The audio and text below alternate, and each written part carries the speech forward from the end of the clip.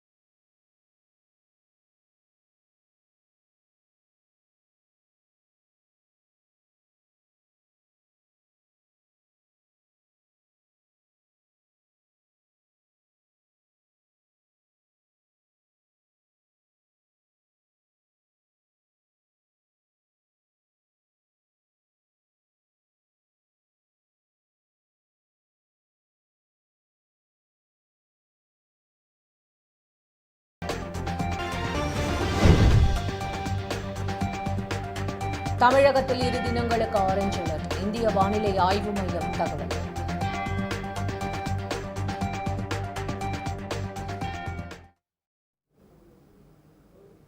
இனி விரிவான செய்திகள். ஜம்மு காஷ்மீர் சட்டப்பேரவை தேர்தலில் பதிவான எண்ணப்பட்டு வரும் நிலையில் காங்கிரஸ் கூட்டணி பெரும்பாலான தொகுதிகளில் முன்னிலை வகிக்கிறது.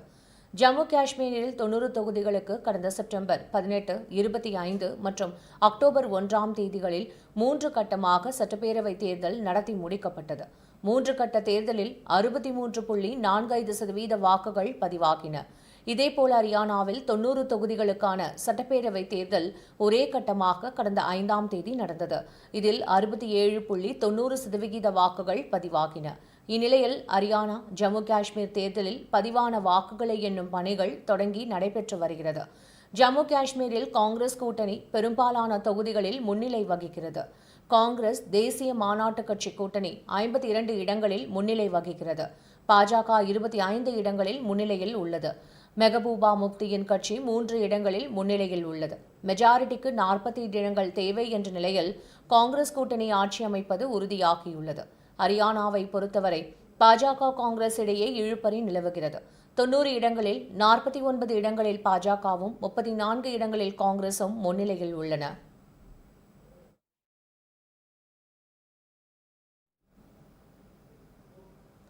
இந்திய விமானப்படை தினத்தையொட்டி பிரதமர் மோடி, மக்களவை எதிர்க்கட்சித் தலைவர் ராகுல் காந்தி உள்ளிட்டோர் வாழ்த்து தெரிவித்துள்ளனர்.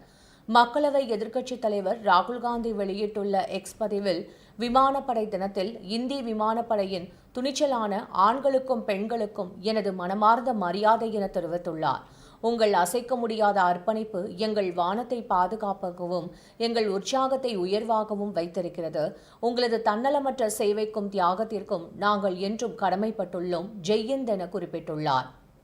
பிரதமர் மோடி வெளியிட்டுள்ள எக்ஸ் பதிவில், எங்கள் துணிச்சலான விமான வீரர்களுக்கு விமானப்படை தின வாழ்த்துக்கள் என குறிப்பிட்டுள்ளார்.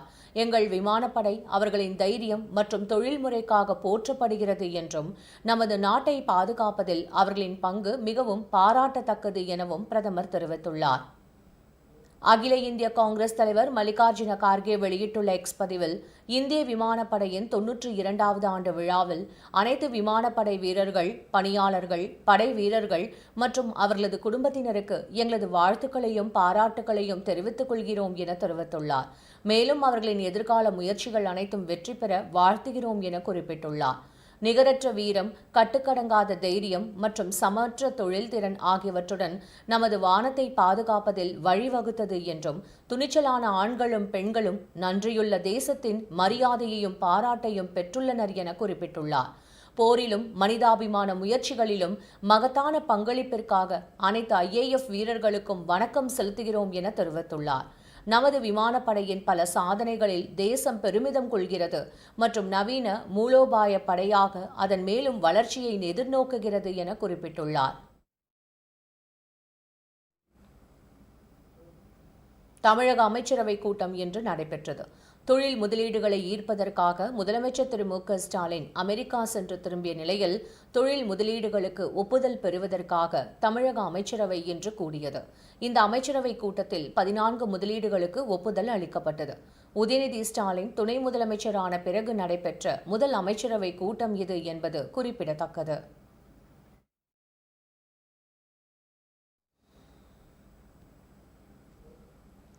கலைஞர் நூற்றாண்டு பூங்கா நுழைவு கட்டணத்தை குறைக்க வேண்டும் என பாமக தலைவர் திரு அன்புமணி ராமதாஸ் கோரிக்கை விடுத்துள்ளார். இது தொடர்பாக எக்ஸ் தளத்தில் அவர் வெளியிட்டுள்ள பதிவில், சென்னை கதீட்ரல் சாலையில் தனியாரிடமிருந்து மீட்கப்பட்ட அரசுக்கு சொந்தமான நிலத்தில் வெளிநாடுகளுக்கு இணையான அம்சங்களுடன் கலைஞர் நூற்றாண்டு பூங்கா அமைக்கப்பட்டிருப்பது வரவேற்கத்தக்கது என தெரிவித்துள்ளார். ஆனால் அதற்கான கட்டணம் ஏழை மக்களால் செலுத்த முடியாத அளவுக்கு அதிகமாக நிர்ணயிக்கப்பட்டிருப்பது சரியல்ல என அவர் குறிப்பிட்டுள்ளார். நுழைவு கட்டணமாக ரூபாய் 100 நிர்ணயிக்கப்பட்டுள்ளதையும், ஆனால் அது 3 மணி நேரத்திற்கு மட்டுமே செல்லுபடியாகும் என்பதையும் சுட்டிக்காட்டியுள்ள திரு அன்புமணி ராமதாஸ், அதேபோல் பூங்காவில் உள்ள பிற வசதிகளை பார்வையிட தனித்தனி கட்டணம் நிர்ணயிக்கப்பட்டுள்ளதை குறிப்பிட்டுள்ளார். ஜிப்லைனில் ஏறி சாகச பயணம் மேற்கொள்ள ரூபாய் 250, பறவையகத்தில் பல்வேறு வெளிநாட்டு பறவைகளை பார்வையிட மற்றும் உணவளித்து மகிழ்ந்திட ரூபாய் 150, இசை நீரூற்றின் கண்கவர் நடனத்தை காண ரூபாய் 50, கண்ணாடி மாளிகையில் அரிய வகை செடிகளை பார்வையிட ரூபாய் 50, குழந்தைகள் சவாரி விளையாட்டுக்கு ரூபாய் 50 என ஒருவர் பூங்காவின் அனைத்து அம்சங்களையும் அனுபவிக்க மொத்தம் 650 ரூபாய் செலுத்த வேண்டி இருப்பதாகவும், இது மிகவும் அதிகம் எனவும் தெரிவித்துள்ளார். செம்மொழி பூங்காவுக்கு இணையாக கலைஞர் நூற்றாண்டு பூங்காவின் நுழைவு கட்டணத்தை குறைக்க வேண்டும். பூங்காவில் உள்ள அனைத்து அம்சங்களையும் அனுபவிக்க மொத்தமாக குறைந்த கட்டணத்தை நிர்ணயிக்க தமிழக அரசு முன்வர வேண்டும் என்றும், அப்போதுதான் பூங்கா உருவாக்கப்பட்டதன் நோக்கம் நிறைவேறும். இல்லாவிட்டால் இது பணக்காரர்களுக்கான பூங்காவாகவே பார்க்கப்படும் எனவும் திரு அன்புமணி ராமதாஸ் தெரிவித்துள்ளார்.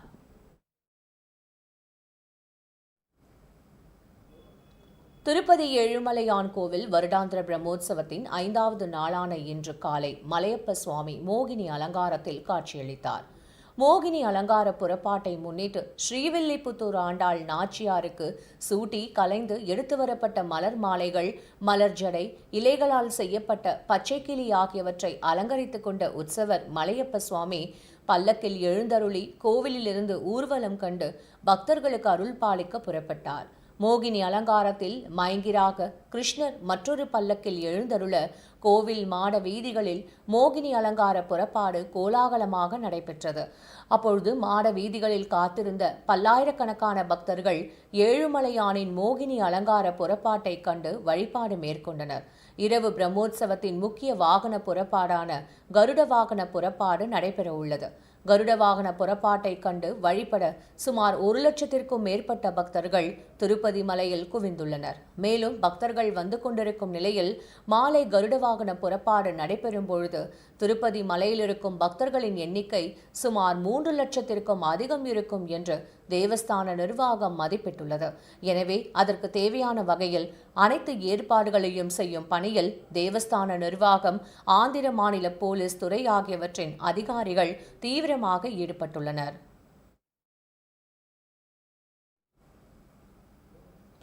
சென்னையில் ஆபரண தங்கத்தின் விலை இன்று மாற்றமின்றி விற்பனை செய்யப்படுகிறது. தொடர்ந்து தங்கத்தின் விலை அதிகரித்து வந்த நிலையில் கடந்த 4ஆம் தேதி புதிய உச்சத்தை தொட்டு ஒரு சவரன் ரூபாய் 56,960க்கு விற்பனையானது. இதையடுத்து நேற்று தங்கம் விலை சவரனுக்கு ரூபாய் 160 குறைந்து விற்பனை செய்யப்பட்டது. இந்நிலையில் தங்கத்தின் விலையில் இன்று மாற்றமின்றி அதே விலைக்கு விற்பனையாகிறது. இதன்படி சென்னையில் 22 கேரட் ஆபரண தங்கம் 1 கிராம் ரூபாய் 7,100க்கு விற்பனை செய்யப்படுகிறது. ஆபரண தங்கம் ஒரு சவரன் ரூபாய் 56,800க்கு விற்பனை செய்யப்பட்டு வருகிறது. வெள்ளி விலை கிராமுக்கு ரூபாய் 1 குறைந்து 1 கிராம் ரூபாய் 102க்கு விற்பனை செய்யப்பட்டு வருகிறது.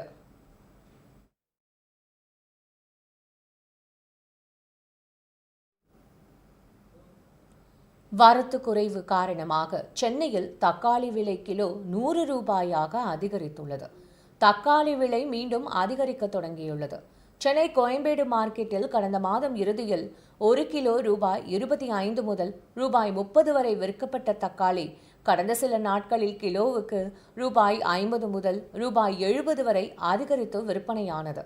ஆந்திரா, கர்நாடகாவில் மழை காரணமாக தக்காளி விளைச்சல் பாதிக்கப்பட்டு அதன் வரத்து வெகுவாக குறைந்திருப்பதாக சொல்லப்படுகிறது.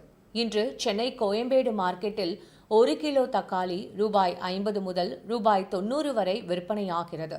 மொத்த மார்க்கெட்டில் இந்த விலை என்றால் வெளி மார்க்கெட் மற்றும் சில்லறை கடைகளில் ரூபாய் 60 முதல் ரூபாய் 100 வரை விற்பனை செய்யப்படுகிறது. இதனால் இல்லத்தரசிகள் கவலையடைந்துள்ளனர்.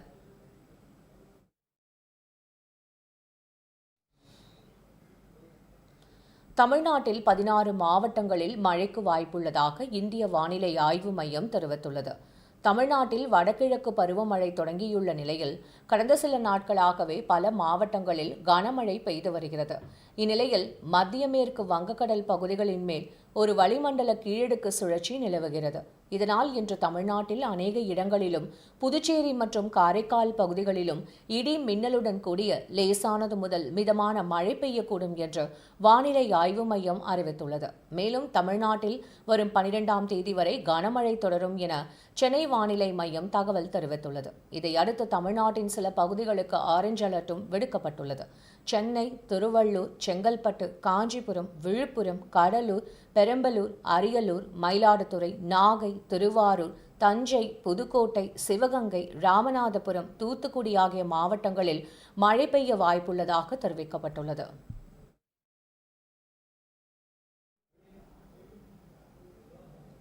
இனி வருவது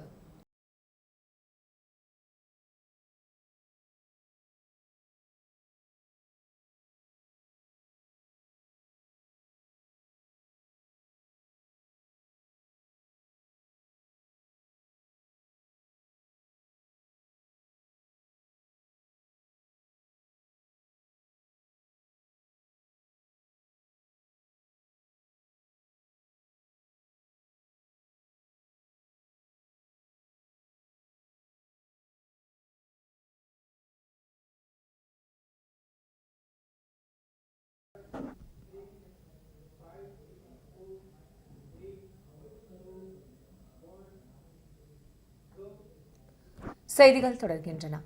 வடகிழக்கு பருவமழை தொடங்க உள்ள நிலையில் மீட்பு பணிகள் குறித்து தருமபுரி மாவட்ட ஆட்சியர் அலுவலகத்தில் தீயணைப்புத் துறையினர் தத்ரூபமாக செயல் விளக்கங்களை செய்து பொதுமக்களுக்கு விழிப்புணர்வு ஏற்படுத்தினர்.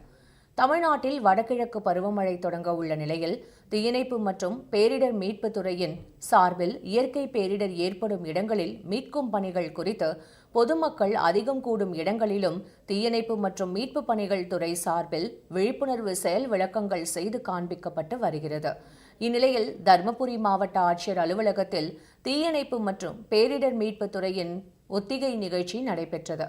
இந்த நிகழ்ச்சியில் சமையல் அறைகளில் பயன்படுத்தும் எரிவாயு உருளையில் ஏற்படும் கசிவு காரணமாக பற்றிக்கொள்ளும் தீயை எவ்வாறு அணைப்பது என்பது குறித்து பொதுமக்கள் மத்தியில் தீயணைப்பு வீரர்கள் தத்ரூபமாக செயல் விளக்கம் செய்து காண்பித்து விழிப்புணர்வை ஏற்படுத்தினர். மழைக்காலங்களில் மின் தாக்குதலில் பாதிக்கப்பட்டவரையும் மின்கம்பியை தொட்டு மின்சாரம் பாய்ந்து பாதிப்புக்கு உள்ளானவர்களை எவ்வாறு மீட்டு அவசர ஊர்திக்கு எடுத்து சென்று சிகிச்சை அளிப்பது என்பது குறித்தும் செயல் விளக்கங்கள் செய்து காண்பிக்கப்பட்டது. மேலும் பேரிடர்களின் மீட்பு பணிக்கு பயன்படுத்தப்படும் அனைத்து விதமான கருவிகள் மற்றும் உபகரணங்களையும் பொதுமக்களுக்கு காட்சிப்படுத்தியிருந்தனர்.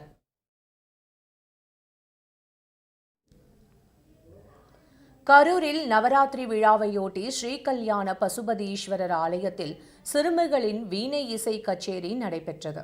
கரூர் மாநகராட்சிக்கு உட்பட்ட சிவாலயங்களில் புகழ்பெற்ற அருள்மிகு ஸ்ரீ அலங்காரவள்ளி ஸ்ரீ சவுந்தரநாயகி உடனுரை ஸ்ரீ கல்யாண பசுபதீஸ்வரர் ஆலயத்தில் நவராத்திரியை முன்னிட்டு நாள்தோறும் அம்பிகைக்கு சிறப்பு அபிஷேகம் மற்றும் அலங்காரங்கள் நடைபெற்று வருகிறது.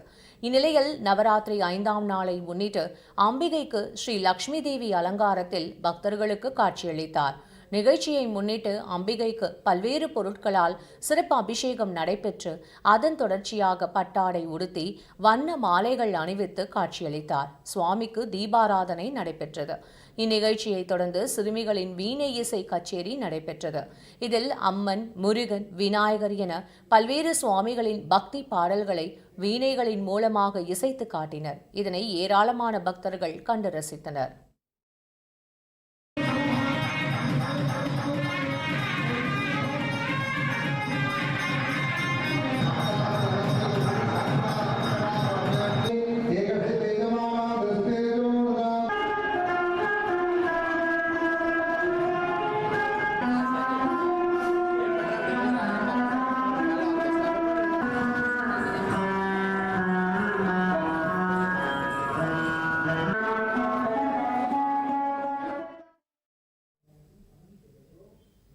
புதுச்சேரி அரசின் பெண்கள் மற்றும் குழந்தைகள் மேம்பாட்டுத்துறை சார்பில் சர்வதேச பெண் குழந்தைகள் தினம் கொண்டாடப்பட்டது. பெண் குழந்தைகளின் முக்கியத்துவத்தை உணர்த்தும் வகையில் வித்தியாசமான முறையில் இவ்விழாவை ஏனாம் பிராந்தியத்தில் புதுச்சேரி அரசு கொண்டாடியது. அங்குள்ள மதர் தெரசா செவிலியர் கல்லூரி மற்றும் ஐடிஐ சேர்ந்த மாணவியர்கள் 120 பேர் மற்றும் அவர்களது கல்லூரி முதல்வர்கள் மற்றும் ஆசிரியர்கள் கல்வி சுற்றுலாவாக ஏனாமின் தீவு எண் 3க்கு அழைத்து செல்லப்பட்டனர். இந்த சுற்றுலாவை ஏனாம் மண்டல நிர்வாக அதிகாரி முனுசாமி கொடியசைத்து தலைமை ஏற்று பங்கேற்றார். அங்குள்ள மேங்க்ரோவ் காடுகளின் மரப்பாலத்தில் நடந்து சென்ற மாணவிகளும் ஆசிரியர்களும் படகுகள் மூலம் தீவுக்கு சென்றனர். அங்கிருந்து கடலுக்கு சென்று beach volleyball, lemon and spoon, இசை நாற்காலி உட்பட பல்வேறு விளையாட்டுகளை ஒன்று கூடி விளையாடி மகிழ்ந்தனர். தொடர்ந்து பெண் சக்தி குறித்த கருத்தரங்கில் மாணவியர் பலரும் சிறப்புடன் உரையாற்றினார்கள். அனைவருக்கும் புதுச்சேரி சுற்றுலா வளர்ச்சிக் கழகம் சார்பில் மதிய உணவு வழங்கப்பட்டது. இந்நிகழ்ச்சிக்கான ஏற்பாடுகளை சுற்றுலா வளர்ச்சிக் கழகத்தின் பொறுப்பாளர் முரளிதரன் செய்திருந்தார்.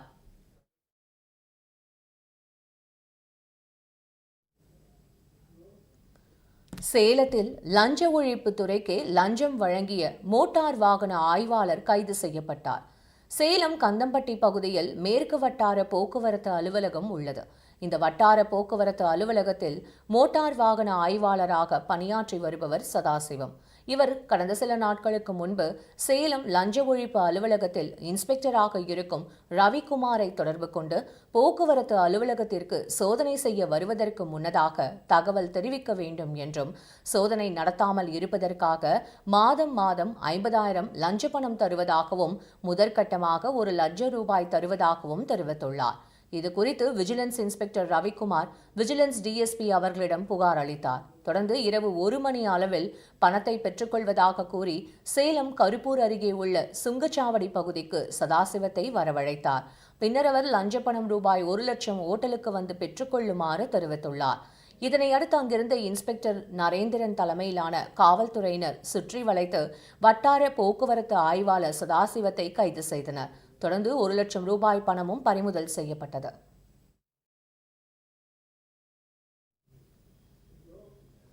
தென்காசி மாவட்டம் குற்றாலத்தில் 1000 ஆண்டுகள் பழமை வாய்ந்தும் பிரசித்தி பெற்ற தலமான திருக்குற்றாலநாத சுவாமி திருக்கோவிலில் ஐப்பசி விஷு திருவிழா கொடியேற்றத்துடன் தொடங்கியது.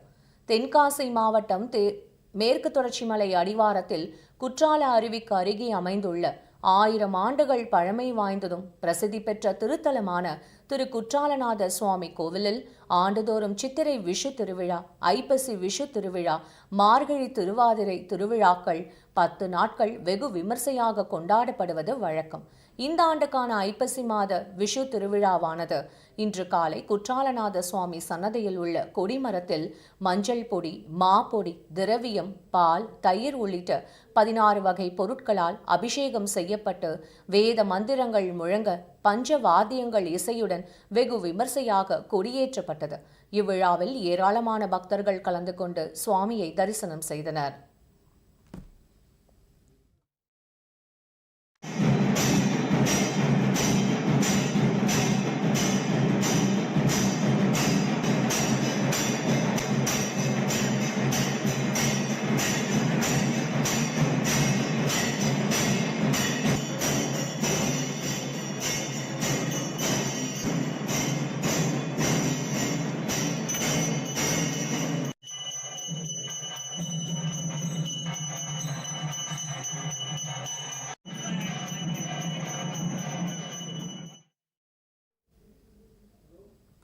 தேனியில் நவராத்திரி திருவிழாவின் 5ஆம் நாளை முன்னிட்டு உற்சவர் காமாட்சி அம்மன் அலங்காரத்தில் காட்சியளித்தார்.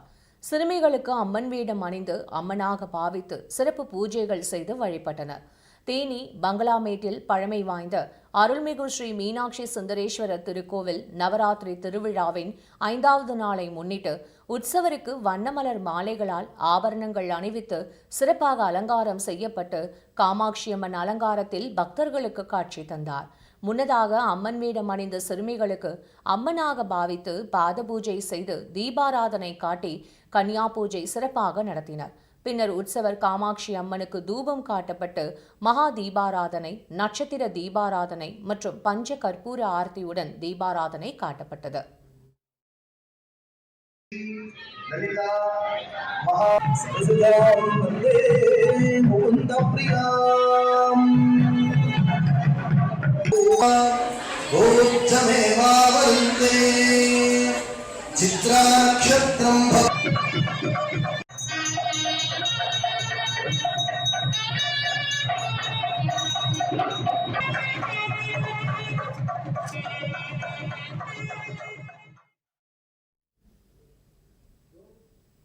நவராத்திரி பண்டிகையை முன்னிட்டு தஞ்சை பெரிய கோவில் ஸ்ரீ பெரியநாயகி அம்மன் அன்னபூரணி அலங்காரத்தில் அருள் பாலித்தார்.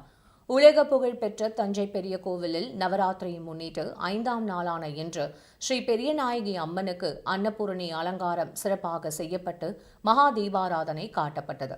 தொடர்ந்து தஞ்சை பெரிய கோவில் தெற்கு மண்டபம் வைக்கப்பட்டுள்ள நவராத்திரி குழு கண்காட்சியை ஏராளமானோர் பார்த்து வழிபட்டனர்.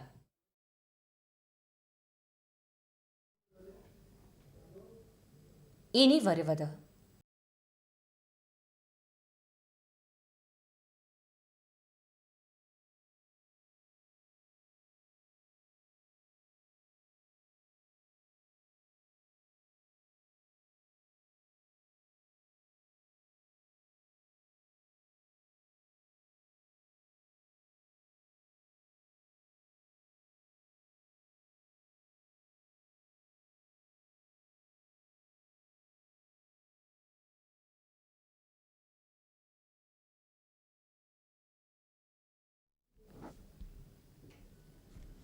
துதிப்போர்க்கு வல்வினை போம், துன்பம் போம், நெஞ்சில் பதிப்போர்க்கு செல்வம் பலித்து கதித்தோங்கும், நிஷ்டையும் கைகூடும், நீ மலரருள் கந்தர் சஷ்டி கவசந்தனை.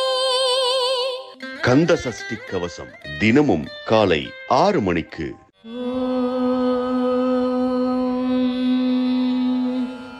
வந்துதித்தாய் ராமானி கோசலை தன் திருமகனாய், சிந்து மொழிச் சிறுகாலை திசையெங்கும் புலர்கிறது, மந்திரங்கள் வாய்மொழிந்து வந்தனைகள் புரிந்தருளச் சென்றிருக்கள் அருள்பொழிய வெங்கடவாய் எழுந்தருள்வாய். சுப்பிரபாதம் தினமும் காலை 5 மணிக்கு. சிந்து பைரவி என்ற ராகத்தில் உருவான பிரபலமான பாடல்களை உங்களுக்காக பாடவிருக்கிறோம்.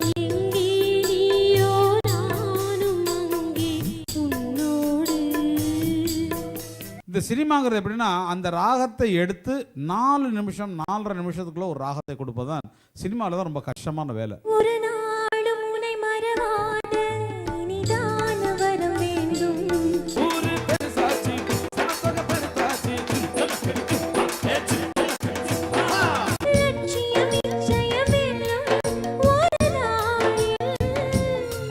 சிவராத்திரி தூக்கம் ஏது. சங்கீதம் சந்தோஷம் திங்கள் முதல் வெள்ளி வரை மாலை 4 மணிக்கு, திங்கள் முதல் வியாழன் வரை இரவு 9 மணிக்கு. மெகா டிவி வழங்கும் செம்மொழி வளர்க்கும் சிறப்பு பட்டிமன்றங்கள். நடுவர்களாக தமிழாய்ந்த அறிஞர்கள், இடியாய் முழங்கும் சொல்லேர் உழவர்கள், தென்றலாய் பேசி மயக்கும் பேச்சாளர்கள், வயிறு குலுங்க சிரிக்க வைக்கும் வித்தகர்கள். வாரம் 2 முறை வெள்ளிக்கிழமை இரவு 8 மணிக்கு மற்றும் ஞாயிற்றுக்கிழமை காலை 10 மணிக்கு சிறப்பு பட்டிமன்றம். ராஜராஜ ஸ்ரீராணி வந்தாள், ராஜபோகம் தர. செய்திகள் தொடர்கின்றன. பணைய கைதிகளை ஹமாஸ் விடுவிக்கும் வரை ஓய மாட்டோம் என அமெரிக்கா தெரிவித்துள்ளது. இது தொடர்பாக செய்தியாளர்கள் சந்திப்பில் பேசிய அமெரிக்க வெளியுறவுத்துறையின் செய்தி தொடர்பாளர் மேத்யூ மில்லர், பணைய கைதிகளை எல்லோரையும் ஹமாஸ் அமைப்பு உடனடியாக விடுவிக்க வேண்டும் என்றும், பணைய கைதிகள் மீண்டும் அவர்கள் குடும்பத்துடன் ஒன்றிணையும் வரை அமெரிக்கா ஓய போவதில்லை எனவும் கூறியுள்ளார். ஹமாஸ் அமைப்பு கடந்த ஆண்டு அக்டோபர் 7ஆம் தேதி 12 அமெரிக்கர்கள் உள்பட 254 பேரை பணைய கைதிகளாக பிடித்து சென்றது என்றும், அவர்களில் 7 அமெரிக்கர்கள் உள்பட 101 பேர் இன்னும் காசாவிலேயே உள்ளனர் எனவும் கூறினார். கடந்த ஆண்டு அக்டோபர் 7ஆம் தேதி அமாஸ் அமைப்பு தொடங்கிய போரால் பாலஸ்தீனிய மக்கள் தொடர்ந்து இன்றும் அதன் விளைவுகளை சந்தித்து வருகின்றனர் என தெரிவித்துள்ள அவர், பணைய கைதிகளை வீட்டுக்கு திரும்ப கொண்டு வருவதற்கான போர் நிறுத்த ஒப்பந்தம் ஒன்றை ஏற்படுத்துவதற்காக தொடர்ந்து பணியாற்ற உறுதி பூண்டுள்ளோம் என கூறியுள்ளார். இதனால் இஸ்ரேல் மற்றும் பாலஸ்தீனிய மக்கள் பாதிப்பிலிருந்து விடுபடுவதுடன் போரும் ஒரு முடிவுக்கு வரும் என்றும் அவர் தெரிவித்துள்ளார்.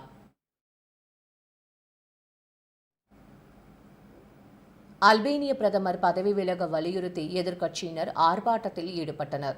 ஐரோப்பிய நாடான அல்பேனியாவில் அரசு அலுவலகங்கள் மீது பெட்ரோல் குண்டுகளை வீசி போராட்டத்தில் ஈடுபட்ட எதிர்க்கட்சி உறுப்பினர்களை போலீசார் கண்ணீர் புகை குண்டுகளை வீசி கலைத்தனர். பிரதமர் எடிரமாவின் ஆட்சியில் ஊழல் மலிந்துவிட்டதாக கூறி அவரை பதவி விலக வலியுறுத்தி எதிர்க்கட்சிகள் போராட்டத்தில் ஈடுபட்டு வருகின்றனர். மேலும் ஊழல் புகாரில் முன்னாள் பிரதமரும் எதிர்க்கட்சி தலைவருமான சலி பெரிஷா வீட்டு காவலில் சிறை வைக்கப்பட்டுள்ளதை கண்டித்து அவரது ஆதரவாளர்கள் போராட்டத்தை முன்னெடுத்துள்ளனர்.